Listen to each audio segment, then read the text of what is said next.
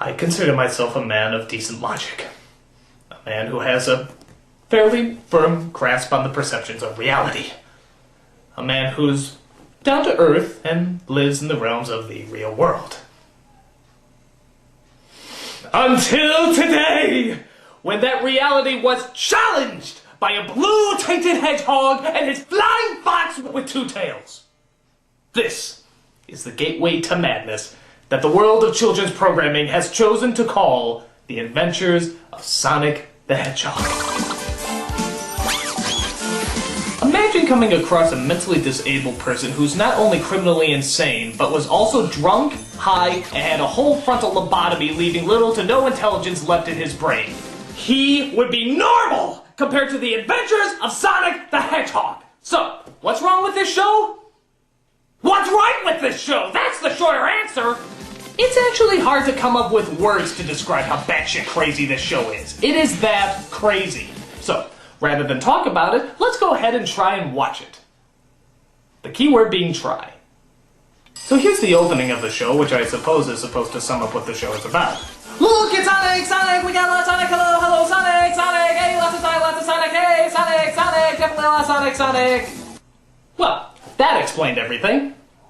So the show takes place in Who Gives a Shit land. I call it that because clearly you look at the backgrounds knowing the creators just threw up their arms and shouted, really, who gives a shit? Civilization. Boy, I thought we'd never find it. Civilization? Where? What, you mean those couple of building blocks in the distance? That's supposed to be a city? Oh yeah, one of the great architectural designs of cinema. Gotham City, the Castle of Gondor, shitty-ass bricks. I can't wait to see more. Now I know what you might be thinking. Are you just showing the opening of the show again? Nope. This is literally all the show is, just chasing and yelling. It's like a cartoon for kids that have Tourette's syndrome. So the show stars Sonic, duh, fresh from his hit video game off the Sega Genesis. He's voiced by none other than Jaleel White. That's right, Urkel from Family Matters. I see you. Oh yeah, because Urkel's voice was such a delight to listen to, wasn't it? All I care about in this park is the safety of the kids. I shall be forced to verbally castigate you in front of your peers. He's accompanied by his sidekick Tails, a little fox who can fly around because he was born with two tails. Makes sense to me. They're out to stop the evil Robotnik, who seems to live in a house designed by Frank Lloyd Wright. His evil plan is to, you guessed it, take over the world. No, I'm not gonna do it. I'm sick of that joke. You know, it's funny at first, but now it's just getting annoying. So you are never gonna hear that joke again. Of course! Of course! It's gonna take more than that this time. Of course! Fucking joke. So Robotnik isn't really as much a dictator as much as a comic foil for Sonic to make fun of. But what do you expect when you dress like Santa Claus's sadomasochistic gimp brother? One troublemaking teenager has made me tear every hair from my beautiful head! Wow. He hates him so much that he actually tattooed the word hate right on his very teeth. That's a lot of hate. He tries to stop him by building robots that are designed to kill and destroy. These machines are so lame, I doubt they make it as half-baked Mega Man villains. Two of the robots created are a robotic chicken named Scratch and whatever the hell this is named Grounder. And if you thought Sonic's voice was annoying, just listen to this ear sodomy. Hey, Fastra! You missed! I'll glue your yap shut!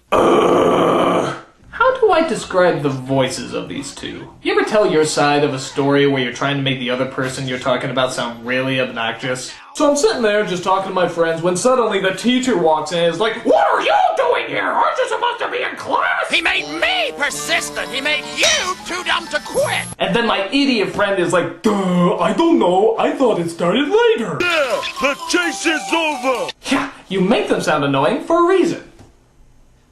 They annoy you! There's also a monkey named Coconuts who wants to capture Sonic on his own, often declaring war on the speedy little hedgehog. I declare open season on hedgehogs! I don't know why, but this vengeful, war-hungry monkey always reminded me of George W. Bush. Maybe it's the cowboy hat, I don't know. You can run, but you can't hide, hedgehog! He's got weapons of mass acceleration.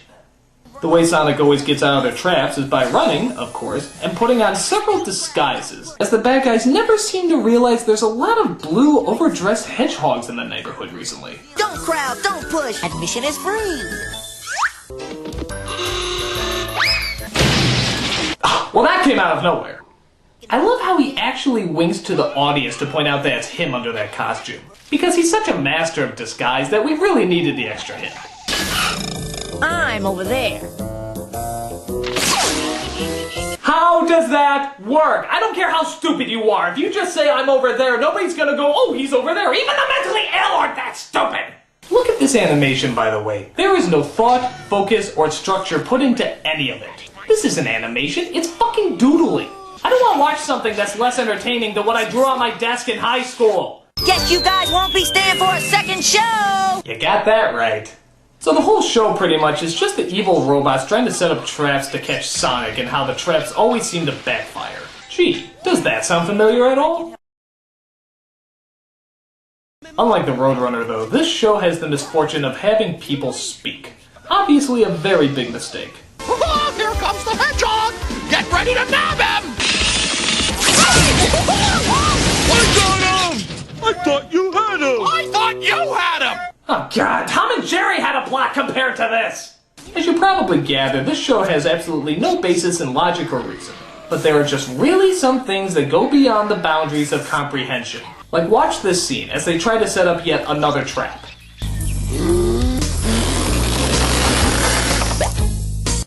What? Pumpkin? Pumpkin? What? Pumpkin? What? I don't care what drug-induced land you're in, you cannot blow in your hand and come up with a pumpkin. How did you even come to that conclusion? I mean, what's next? He's gonna blow in his hand and the beautiful woman's gonna come out?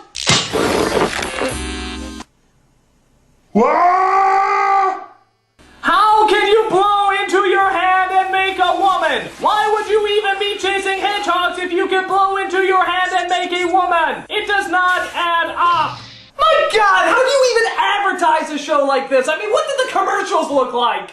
Hey kids, Ren and Stimpy making too much sense for you? Then put on The Adventures of Sonic the Hedgehog. You'll love this cosmic out-of-body raping of your senses. It's like a Japanese show in English, only you still have no idea what's going on. You must be at least this high to watch.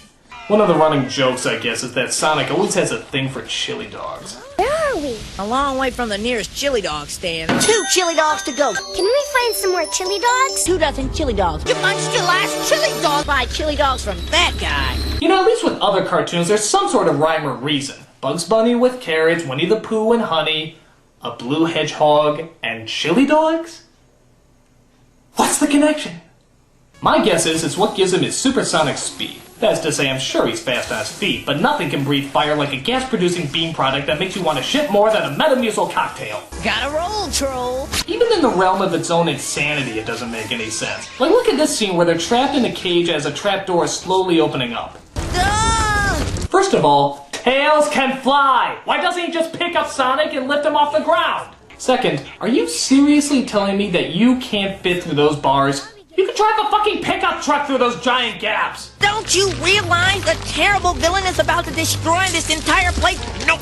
Don't say no, never mind the current events. Maybe you should consider a career in politics. Oh, come on! I've seen Fruity Pebble commercials funnier than this! This is torture! This is madness! This is Sonic! And just when you think you've seen the lamest part of the show, Sonic actually has a moral to teach at the end. Because I really want a blue hedgehog who eats chili dogs to be my children's teacher.